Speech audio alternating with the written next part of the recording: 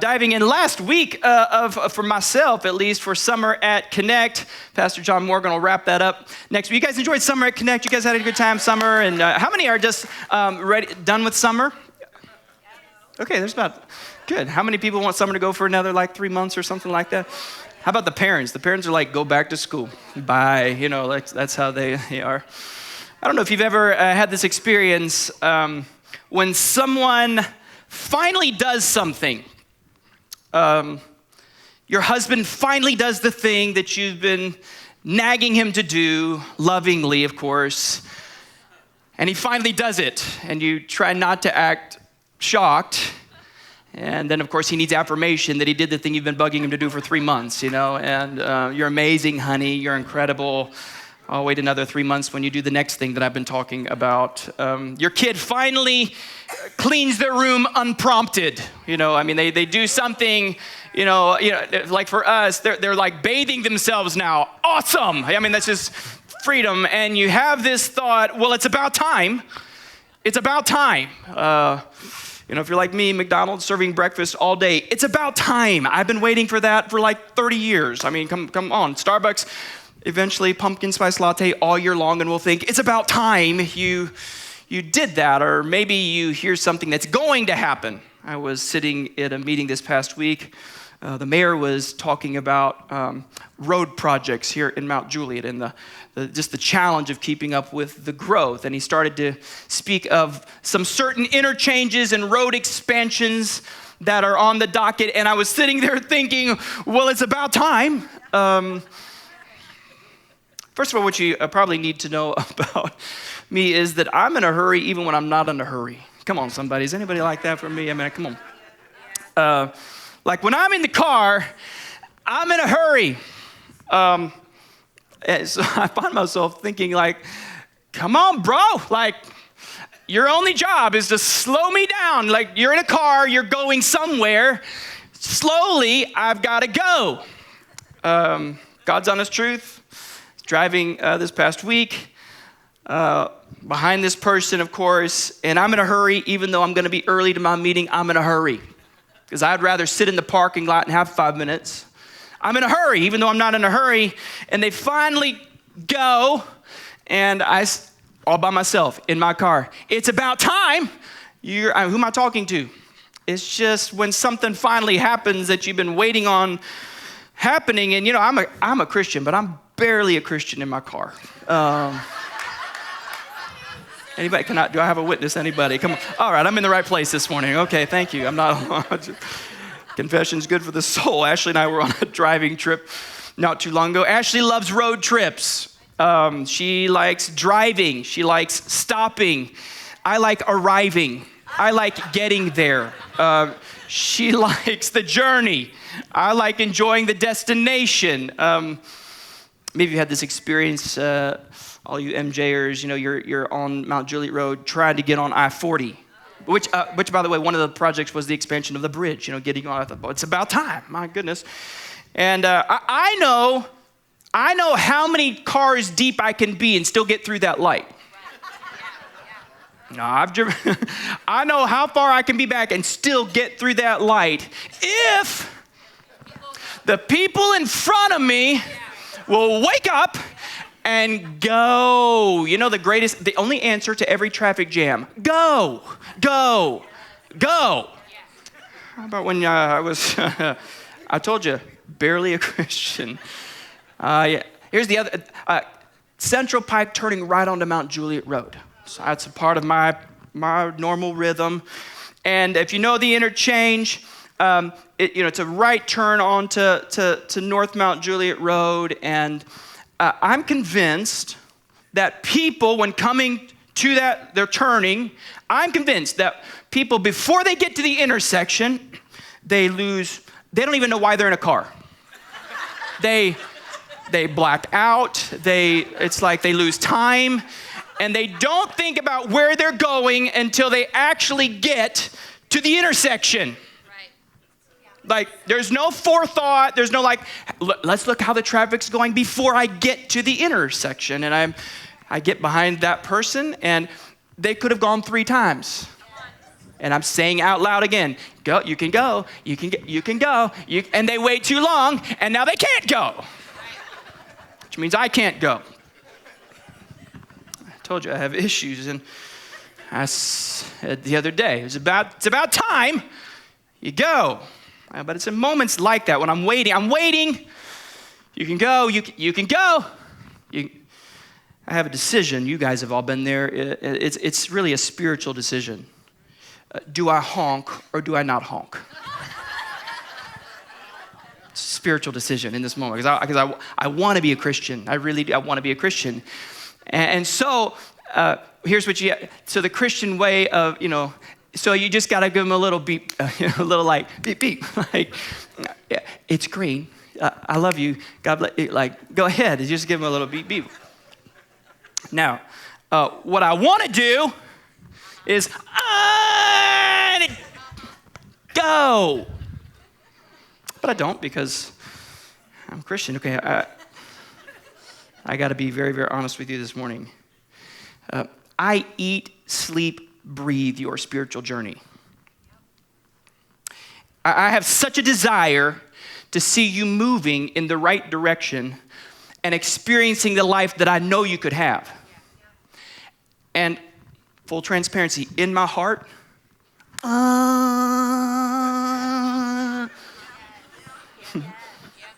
okay? So what I'm going to try to do today, because I want to be a Christian, is I want to give you a little... Go ahead and go. The light's green. You can... Look right here, my eyes. Look right here. It's about time. It's about time. And why don't you just look at your neighbor and just tell them, it's about time. Yeah, don't tell them what for. It is, Because my hope is that today will be a catalyst.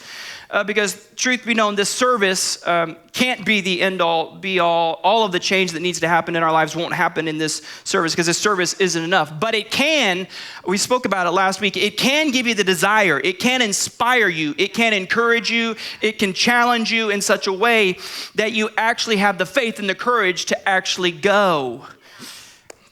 But the completion of life change isn't going to happen in this context here in the next 30, 40 minutes. This isn't enough.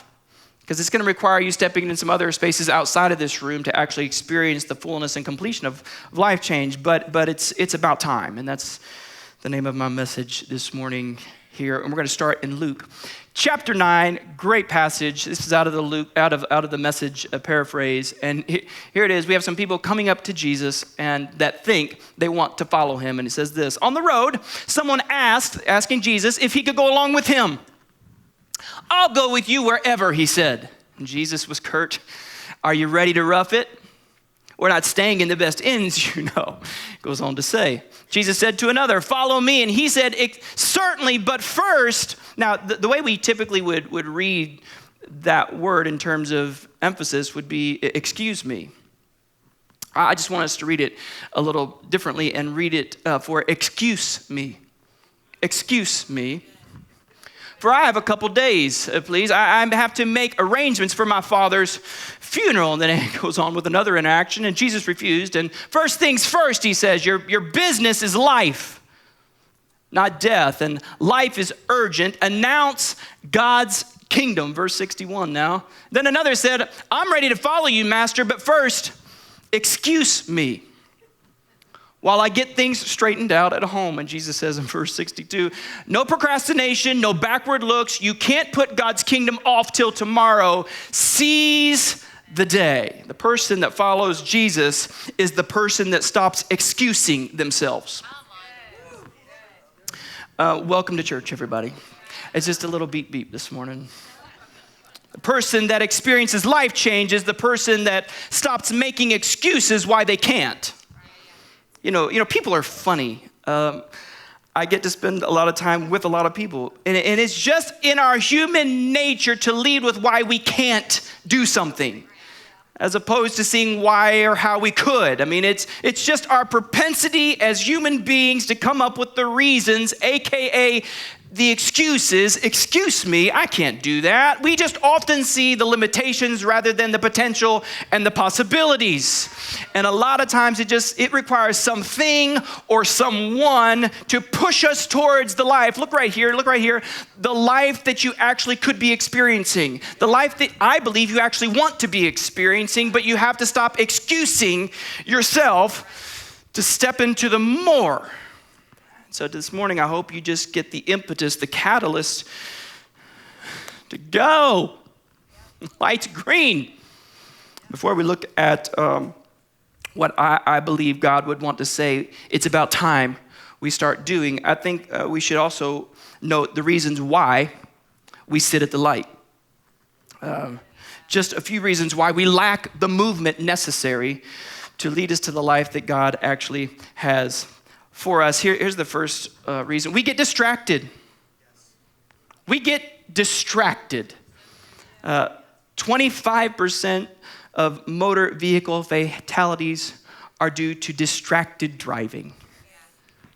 58%, this doesn't give me solace because I have two teenagers, 58% of all teen wrecks are due to distracted driving. They get distracted. That's why they don't go. That's why you're sitting behind them saying, you can go, you can go. They're distracted and they're sitting at the light and their head's down and they're texting someone or taking the life-changing, world-altering selfie that's going to just impact generations to come. That's why they're not going. They're distracted by themselves, which is exactly what we do. Sometimes we stop moving because we get distracted by ourselves. And it stops us from going. It stops us from making the progress. It's like the traffic jam on the interstate that actually has no jam on the interstate. Anybody else? No wreck, no lane blockages, no lane closed, nothing stopping you from going, just someone off on the shoulder, looking, rubbernecking. Right? What's going on over there? Nothing. Go. We're our worst enemy. We're looking at the wrong thing, in the wrong direction, distracted by something that has nothing to do with us. Proverbs chapter 4, verse 25. Keep your eyes straight ahead. What's going on? No, straight ahead. Ignore all the sideshow distractions. And boy, are there some sideshow distractions. Ashley and I had the opportunity. We were at Bridgestone at a concert the other night. Talk about some sideshow distractions, everybody. You get 20,000 people that don't all have the commitment that we do to the lack of alcohol in their life. And I tell you what, you have some sideshow distractions going on. It's nothing to do with my message, but it was something to see. I'm telling you. Yeah. We get distracted by life, by culture, by other people. We get distracted by what everyone else is doing. Did you see what? Yep. And you stop your own progress because you're distracted by something that has nothing to do with you. We get distracted by trivial things. We let the wrong things slow us down. We let the wrong things trip us up. Things that in the overall scheme of things it's just a car on the shoulder, everybody. Keep going. 1 Corinthians chapter 7, I feel like Paul this morning. I'm telling you this for your benefit. Not to place restrictions on you. I actually want you to experience the life that I know you could be experiencing and the one that you actually want to be experiencing. I want you to do whatever will help you to get moving, to serve the Lord best with as few distractions as possible. We get distracted. We even get distracted by doing things for God. Luke chapter 10, watch this. Martha was distracted by doing. It's all got to be right, and it's got to be perfect, and I've got to impress the guests. She was actually distracted by the thing she should have been paying attention to. But I needed to impress people with the dinner. You know, the enemy will even use good things to distract us from what's really important. And the Lord said to her, verse 41, my dear Martha, you're worried and upset over all these details. There's actually one thing that you should be concerned about right now. And all the Marthas in the room are like, yeah, but something's got to get done around here. I know. But what you have to really answer is the motive behind why you're doing it. I agree. Things have to get done. But at the end of the day, are you doing something for God that you hope results in the people's praise of you? Because then it's not really for him. And he's actually saying there's actually one thing you need to be paying attention to right now, because we do things for God in the hopes that it results in the praise of people. And Galatians tells us in chapter 1, are you trying to win that? I mean, be honest. Why does everything really have to be perfect? Or am I trying to just please them? If I'm trying to do that, then the motive really isn't right. People pleasing can be a distraction. You know what? Here's what's funny. People pleasers get frustrated by other people that don't care much about what other people think. Which is why Martha was like, look at Mary. She doesn't even care what people think. And Jesus is like, I know. Why don't you sit down? Because she's been at my feet listening and paying attention to the right thing. Her real motivation was revealed in Mary's lack of doing. You see, we get distracted. We get distracted by the things that shouldn't be straight ahead, fixed on, focused on. Here's the second thing that keeps us from moving. We get comfortable. We get comfortable. Couple of areas that we are prone to get comfortable in. First, we get comfortable in our habits. Very simply, it's just a habit. The problem is, if we were honest, it's really not a habit, it's an addiction. Well, it's just my habit to wake up with the phone, starting my day that way, and the problem is it never stops, which means it's not a habit, it's an addiction. And I know I didn't expect anyone to say amen to that. We're addicted to screens, we're addicted to phones, and we're addicted to computers, and we're addicted to televisions, and we're addicted to video games, and it's just my habit. And I'm not saying it's wrong to have those things in your life, but not to the level that they probably are. And listen, I'm right there with you. It's something I'm constantly trying to temper in my life. Here's the question. How much of the secular am I going to bring into my life? I mean, that's the question. But Devin, how do I know if my habit has moved to an unhealthy level? Could you go a day without it? I mean, our habits, they stop us from moving because we just grow comfortable. They slow us down from moving and progressing. And all of us have issues that keep us from our best version of ourselves. I understand. All of us do. In fact, none of us will ever be the best version of ourselves until the other side of eternity. But that doesn't mean I'm not going to keep working on them and moving. I can't just stop because I have some habits. We get comfortable in our habits. Here's the other thing we get comfortable in. We get comfortable in our tradition. Some of us don't want to move because we're committed to trying to recreate something that we have an emotional attachment to. And we've deemed that the right way rather than a way. But a lot of times, people want to hang on to tradition at the expense of truth. And it's just because it's what we know, it's what we're familiar with, it's what we're comfortable in. In fact, you'll get more of a fight out of people about the way you do something rather than why you're doing it. And again, I'm actually very traditional. I love tradition. I'm not anti-tradition, anti-denomination, but we have some churches that are just doing things the way that's the way we've always done it, which is actually what made the religious leaders mad in Jesus' day. Look what it says in Mark chapter 7. So all the people that have been doing it a certain way for a long time come to Jesus and they're like, hey, why do you and your disciples do it differently? Why aren't they committed to the traditions that we've been doing? So why are you doing church different? Watch what Jesus says. He says, here's the problem. You've actually let go of the thing that actually mattered, and you're holding on to your tradition. And listen, I know people that have been spiritually stuck for years in terms of their relationship with God, while simultaneously being very committed to their tradition. Like their tradition wasn't moving them any closer to God. And I actually believe it's part of the reason why we planted the church. I believe today, this morning, there are scores of people sitting in church services right now that have this gnawing sense in them that there's more to God, there's more to Christianity, there's more to this thing, and they have this unsettling, and they've settled for the tradition rather than, wait, is this really for God? Is this because of what I'm comfortable with? They're committed to their tradition, but they're not moving. Go. It's interesting, living here. I'm biased, greatest place in the world, here, okay?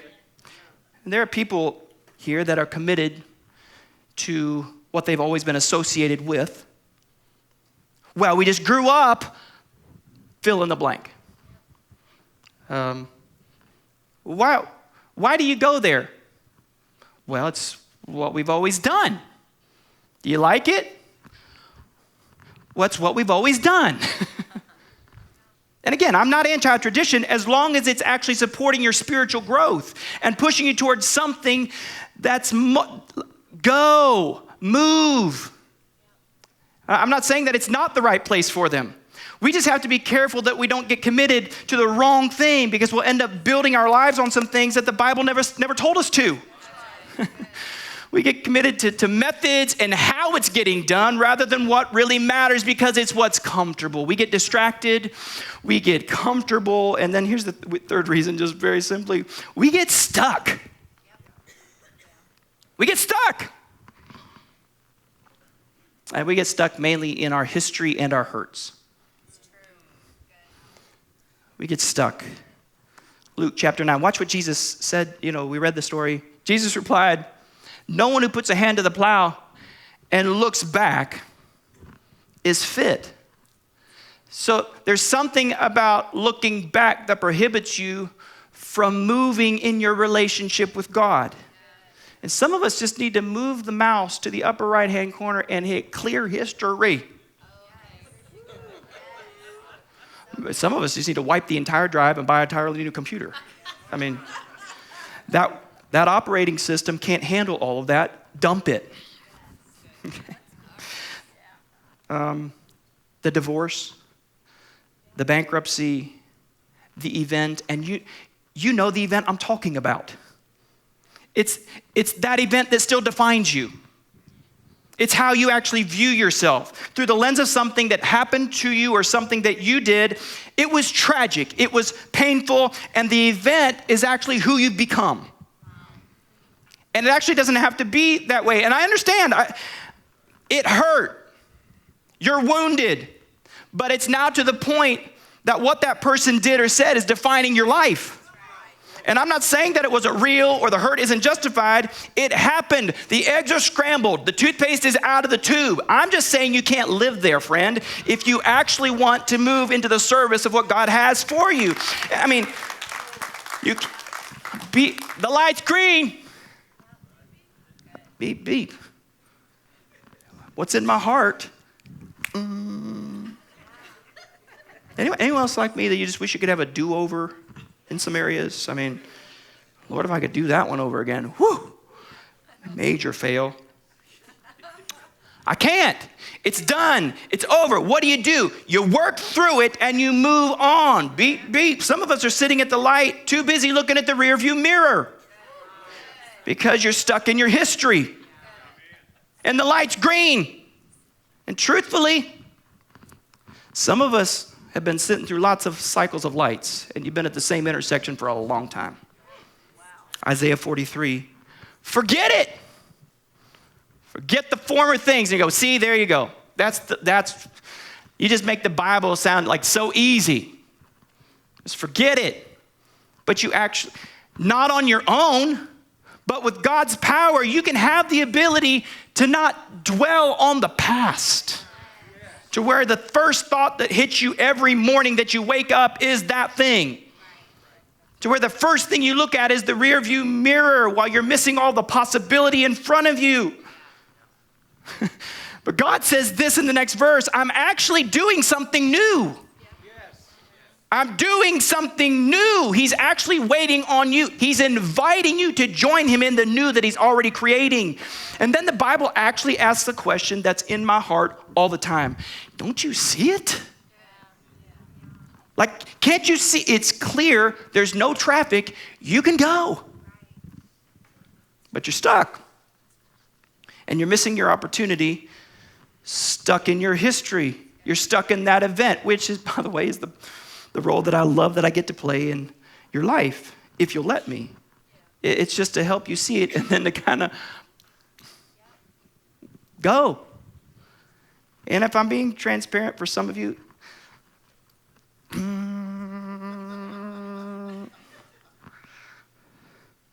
today, God says, I'm doing something that only I can do. I'm making a way. I'm actually, there's a path that I'm preparing. I'm actually ready to be your resource. I'm actually ready to be your provision. You just need to start seeing it through that filter and trusting me in it. But a bunch of us are just sitting at the intersection and you need to move your foot to the accelerator. The road's clear. You can go. You're stuck in your history and your hurts. You're comfortable in your habits and your traditions, and you're distracted by some things that have nothing to do with you. And you wonder why you're not moving. So, okay, we know why we're not moving now. Okay? So, what do? Well, there's actually power available to you for your life to not be stuck. And it's about time. Beep, beep. Here's the first thing you need to start doing. It's about time we get focused. Distracted. Let me say it a different way. It's about time we get serious. I mean, it's time to get serious about the things that you actually say are important. It's about time we get focused on getting close to God. Devin, I love Jesus. Awesome. Get closer to him. I love him too. But I'm telling you what, I'm committed to getting closer to him. By the way, God is not your religion. God is not your church attendance. God is a person that you can personally relate to, that you can get to know in a relationship, in a personal way. Hebrews chapter 12, verse 2. Since we're surrounded by so many examples of faith, we must get rid of everything that slows us down, especially the distractions. Because another translation says they easily entangle themselves around us, and the habits turn into addictions, and they distract us. We must run the race, stay in your lane, run your race that lies ahead of us, and never give up. Amen. And then he just says, in case you don't know what I'm trying to say, focus on Jesus. It's about time we get focused on getting close to God. You've been sitting at the light long enough. You've been rubbernecking long enough, looking at everything else and considering everything else, and you've allowed someone else that was stalled out on the side of the road to keep you from moving. And I know, first-time guests, welcome. I know this is pretty direct. But I just felt so compelled this week to just beep, beep. It's about time. You're thinking, well, this is more, you're laying on the horn right now, Devin. Watch what he goes on to say in the same passage. His example is this, Jesus' example, because his heart was focused on the joy of knowing that you would be his. So Jesus is already focused on you being in relationship. You just need to get focused on it. He was so focused on it that he endured the agony of the cross and conquered its humiliation. And now sits at the exalted hand of the right hand of the Father for his commitment to you. He's still focused on you. He's still focused on being in a relationship with you. The question is, what are you willing to endure because you're so focused on being in a relationship with Jesus? A little less sleep? I mean, a little longer drive? Potential humiliation? What are you willing to endure to be focused on God and a relationship with him? James chapter 4, verse 8. Move your heart closer and closer to God. He's just waiting on you. And he'll come closer to you, but make sure you cleanse your life. So there's some work that he wants to do inside of you. Keep your heart pure because you're distracted. You're dualistic in your thinking. You're not focused. You have some other things that you've been so concerned about, and it's actually been stopping you from growing in your relationship with God. I mean, honestly, I marvel at the things that prohibit people from moving. Because, I mean, it's about time we get focused on the eternal. We allow ourselves all up in arms. And people are dying and are going to spend an eternity separated from God. And the conversations we are having don't revolve around that at all. We're focused on the wrong thing. We're distracted. Luke chapter 9. This is what Jesus said to them when, I'll follow you. First things first. Your business is what I'm all about. Coming that people have life. Life more abundantly. Life eternally. Not death. Life, it's urgent. It's go. It's green. Announce God's kingdom by the way that you're living. Matthew chapter 6. But first, be focused and concerned about his kingdom and his approval because you've been distracted by people's approval. But if you do that, all the other things that you've been worried about will be provided for you. So you got to focus on him because your peace is on the other side of what you prioritize. In other words, when the position is the priority, when the pay raise is the priority, when pleasing others is the priority, there's no peace. By the way, you should never put your emotional health in the hands of someone else other than God. I mean, we get in trouble when we depend on people to do what only God can do. Why are you so worked up? Well, they did. Well, that's the problem. You put your emotional health in the hands of someone else other than God. Psalm 127, you read it this past week in your soap guide. Unless the Lord builds the house. So you can do all the work you want to be doing, but if you don't include him in it, ain't gonna work.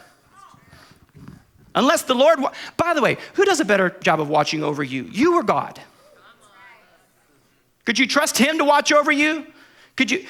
There's peace waiting on what you prioritize. This is the decision you've got to make. God alone provides peace and security. Look what it says in verse 2. It's useless to rise early, go to bed late, working your worried fingers to the bone, running your worried mouths all over the place. Don't you know he enjoys giving peace, rest to those that focus on him?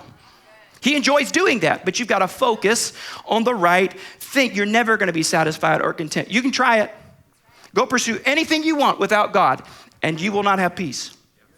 You will always end up empty, unfulfilled. There's a limit to your happiness without God, but there's not a limit to your joy with him. So it's about time we get focused on God and the eternal. Here's the second thing. It's about time we get uncomfortable.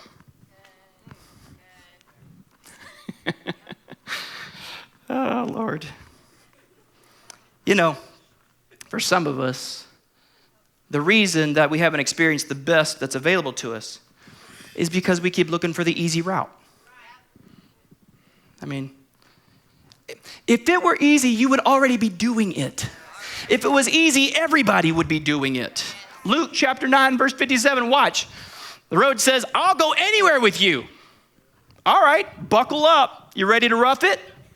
This is Jesus. All right, because it's not going to be plush. It's not going to be cushy. I'll go wherever you want. You want me to do what? Yeah. Some of you need to lead a group.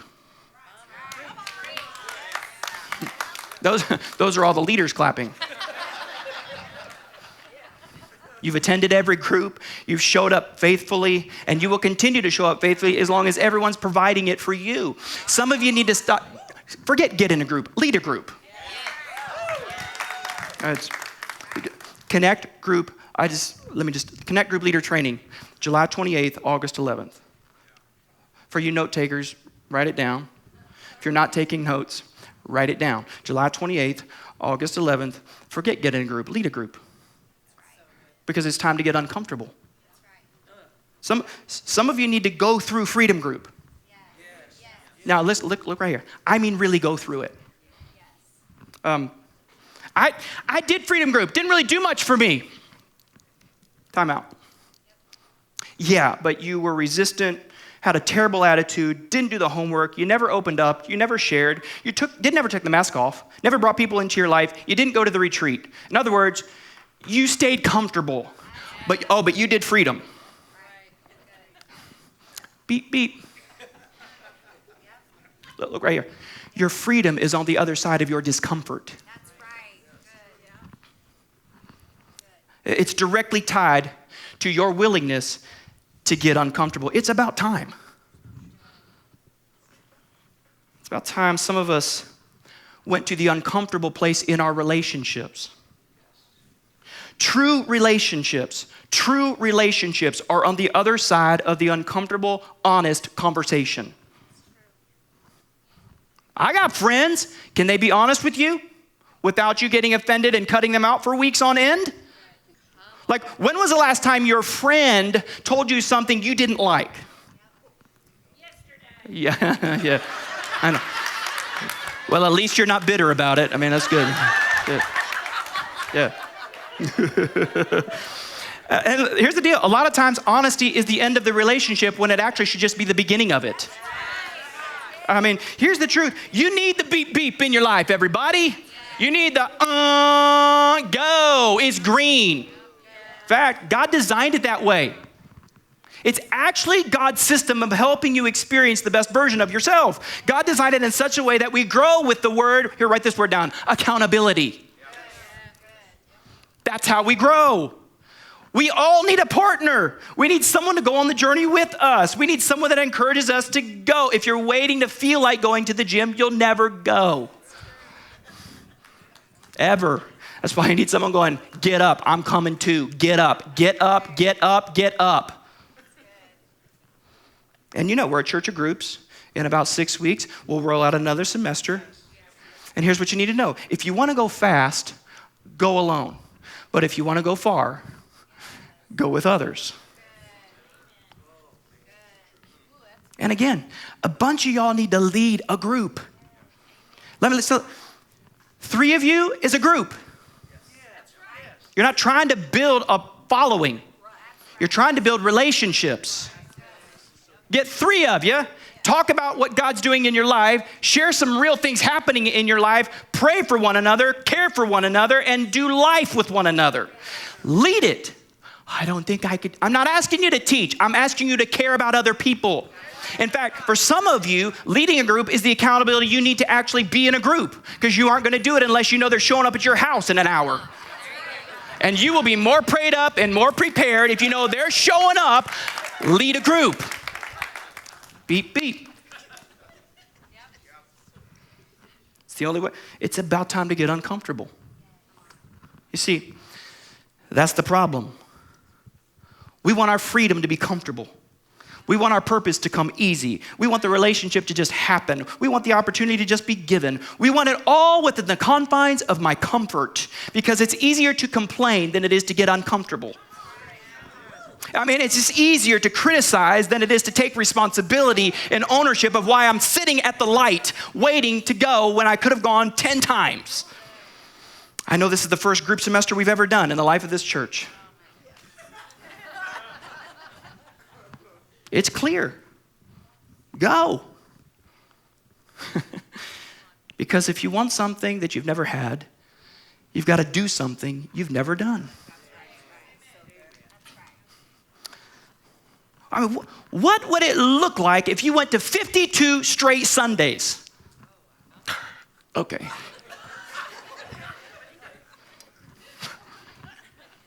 What would it look like? What would it look like if you actually put God first in your finances and submitted to him and started tithing? What would it look like if you started to pursue relationship and welcomed honesty in your life? Can I answer the question? It would look better. And yet you want to resist something that you've never tried. I mean, it's about time some of us got uncomfortable in our serving. It's about time some of us moved from consumer to contributor. I mean, and I get it. It's my one day, Devin, back up. And yet, serving is the very thing that does something in you that only serving does. So, and you're stuck.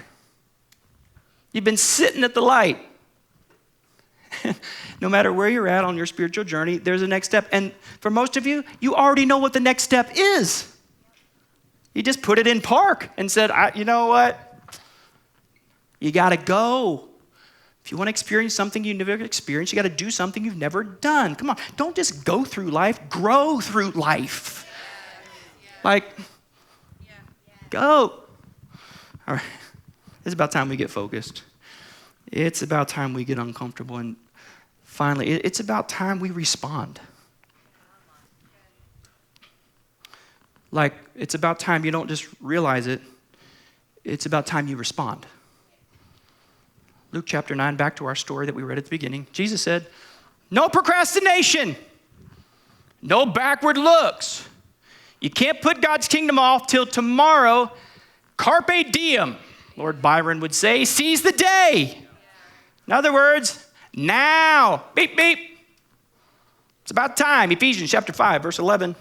Don't waste your time on useless work, the things we get distracted by and give our time to and our energy to, mere busy work, the barren pursuits of darkness.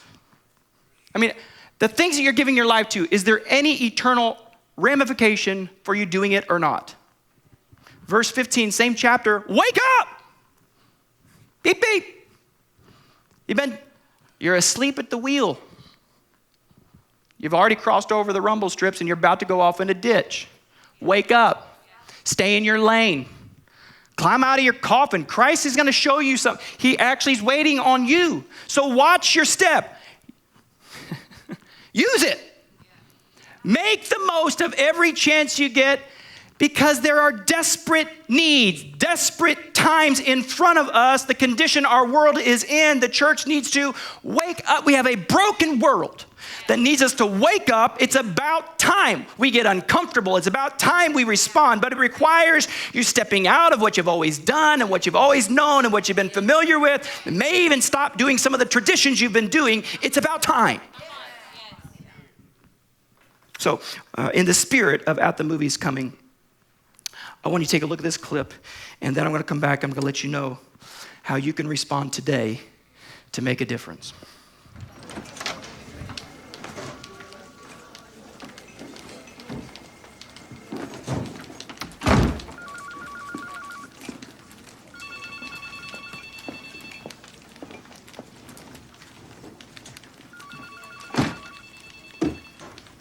Well, don't worry. Don't worry. I'm not gonna do what you all think I'm gonna do, which is just flip out!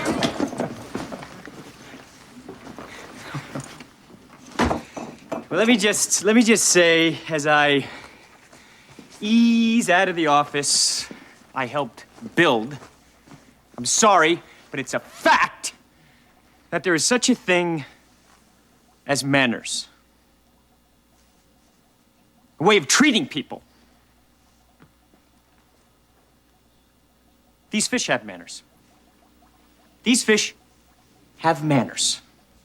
In fact, they're coming with me. I'm starting a new company, and the fish will come with me. You can call me sentimental. The fish, they're coming with me. Come on. New company. New company. Okay. If anybody else wants to come with me, this moment will be the moment of something real and fun and inspiring in this God-forsaken business, and we will do it together. Who's coming with me? Who's coming with me? Who's coming with me?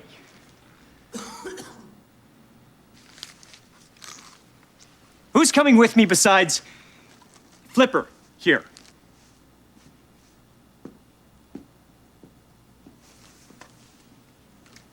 This is embarrassing.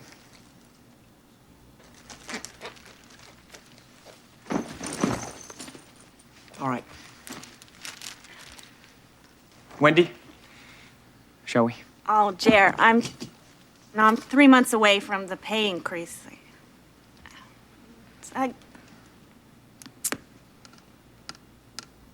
Okay. Okay.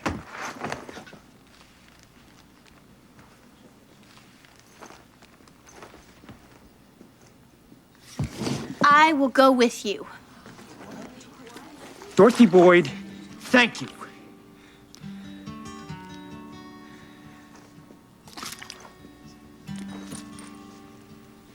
Right now. Don't do it. Shh.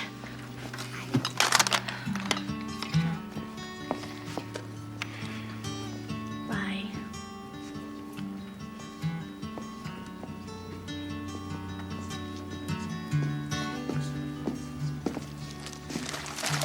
We'll see you all again. Sleep tight. Bye. Let's see how they do without us.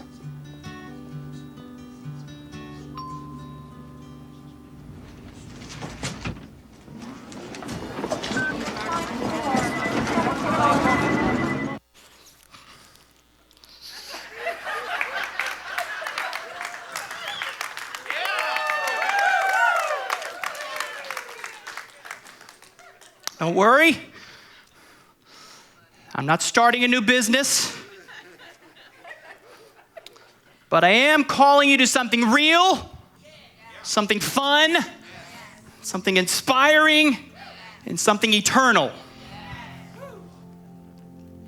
And the only way we're going to do it is together. Who's coming with me? I mean, I don't know if you know this or not, but we're getting ready to enter into a season within the life of our church that outside of Christmas and Easter, it's the easiest invite and the greatest impact that we can immediately see. Who's coming with me? I mean, so who are you asking for, Devin? The comfortable, the unfocused, the unresponsive. I need all kinds. I need parents. I know parents. I don't really love kids ministry. Do you love your kids? Then you love kids ministry. You should care about kids ministry.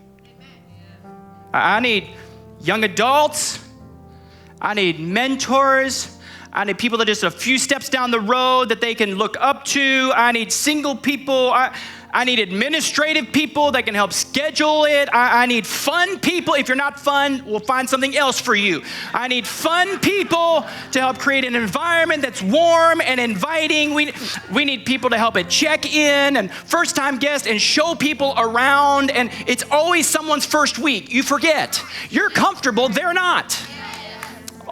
We need people at the end of the day who care about making an impact and leaving a legacy and investing in the next generation. That's what I need. So, who's coming with me? Let me just say, listen, There isn't a good enough sermon. There isn't good enough worship. There isn't good enough coffee and donuts that will keep people if it's not good for their kids. If little Bobby and Susie aren't running out going, that was incredible. Can we come back next week? Mom and dad will actually put up with me if their kids love it. It's the truth. I mean, we can be like Wendy, who's been showing up at work and doing the job, marking it off, and who excuses herself. Or, I need some Dorothy Boyds who didn't ask a question, who stood up and was like, I am going with you. Yes, Dorothy Boyd. Thank you. Right now. Yep, right now. Gather your things. What room am I going to be serving in? What am I going to be doing? Oh my goodness, am I going to have to get uncomfortable? Buckle up. We're not staying at cushy plush inns. It's not what this is. I mean, there's like noses to wipe and other things to wipe, and so what am I looking for? Listen. I have never done this in the life of our church. And if you're a first-time guest, just confirm it. Ask someone that's been here. I've never done this in the life of our church. I'm looking for 30 new people that will serve one service during At the Movies in kids. I said a service, not a day. Meaning, you could go to the 8:45 and attend the 10:30. Where am I gonna get my worship on? You'll get it on, don't worry. And my hope is that most of you will decide that something happened inside of you that only serving does, and you'll actually stay. Maybe not, like you'll stay. In fact, I'm serving next weekend. I'm not speaking. I'm in the nursery for the 9 o'clock service.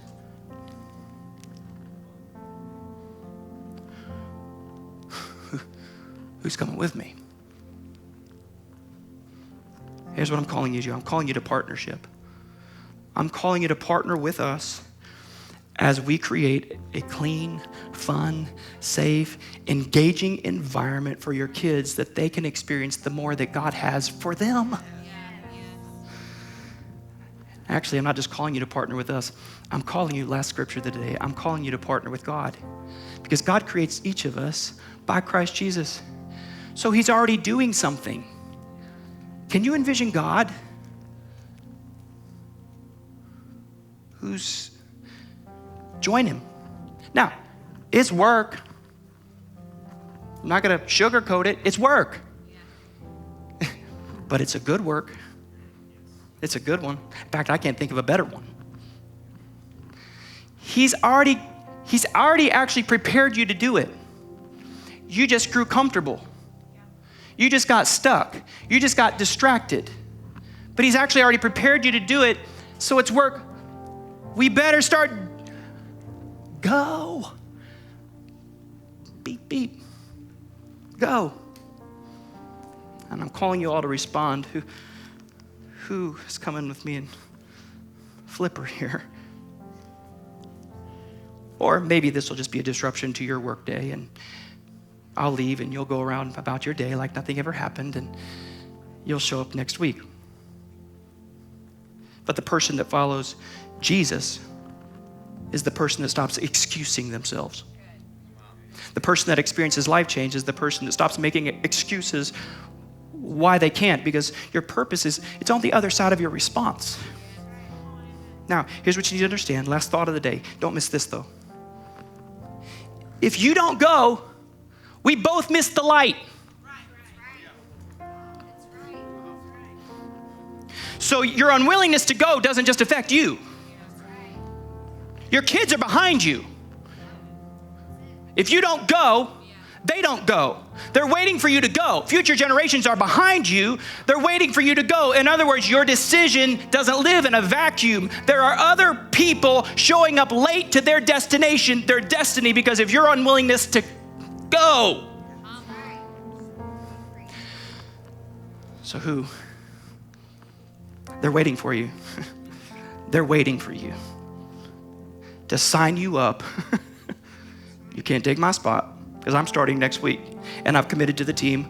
I will work in kids every time I'm not speaking for one of the services. I committed it. I responded. I'm willing to get uncomfortable. I love your kids. Do you? So they're going to be waiting for you, and it's okay. So they got to do a background check on you because we care for our kids. Clean, safe, fun, engaging environment that helps them experience the more that God has for them. That's what we do. So you got to sign a form that they can do the check, and they will follow up with you this week. I need 30 new. If you're already serving, keep serving. Don't call your team leader this week and go, going to kids, deuces. No, I want 30 new people serving one service in the month of August in kids. Is everyone clear? Am I explaining myself clear? Yes, okay. All right, let's bow our heads, and that's,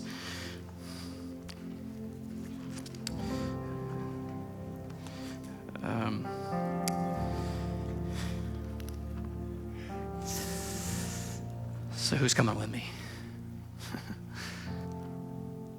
And maybe you're a first-time guest, and I'm sorry, terrible week to come. I know it's terrible. It's the worst week you could have ever chosen to come. But you're here, and I actually don't think it's by accident. In fact, there are some long-timers here at Connect that will follow you because you're just willing to respond, and you're willing to get uncomfortable, and you're willing to focus. Stop being distracted. Stop being stuck. Some of you have been stuck in your relationship with God. Maybe you've been more committed to your tradition than you have to getting closer to Him. And I want to give you a chance to respond to that today, because there's always a next step. There's always a next step. And I don't even have to tell you what it is. The Holy Spirit's speaking to you right now. You know it. You know it. So if you're here this morning and you go, Devin, I've lived my life in comfort. I've lived my life in charge, because that's what I was comfortable with. I've actually lived my life stuck, knowing there was something more and settling for. I'd rather complain than get uncomfortable. And you're saying, Devin, that's me today. And I want to take a step towards getting closer to God by inviting Him into my life and experiencing more. That's you this morning. Come on, raise your hand. That's me. That's me. Yes, yes, yes, yes, yes. Come on, raise it like you're okay being uncomfortable. Raise it like you're committing to something, like you're responding to something, like you're stepping into something, like the world that you thought didn't exist is actually compelling you right now. The Holy Spirit is drawing you to Jesus. Come on, respond like you don't care. Respond like you're willing to get uncomfortable. Come on, take a step. Who's coming with me? And just pray this simple prayer. Jesus, thank you for dying for me. Thank you for being so focused on me that you were willing to endure the cross. You were so focused on being in relationship with me that you experienced agony and humiliation and brutality for me. You were so focused on it, and today I'm focusing on you. Come on, tell Him. Come on, just out of your mouth, go, I'm making you my Lord. I'm making you my Savior. I'm getting uncomfortable by putting you in charge of my life. And it's that simple. And the Bible says you're saved. It's a free gift of grace. And now He's calling you to the more. Come on, all across this place. Stand with me this morning. Come on, let's respond in a real way. Yeah, there's nothing like the person of Jesus. Oh, He's marvelous. He's holy. He's amazing. You're wonderful, Jesus. so beautiful, so kind and lovely.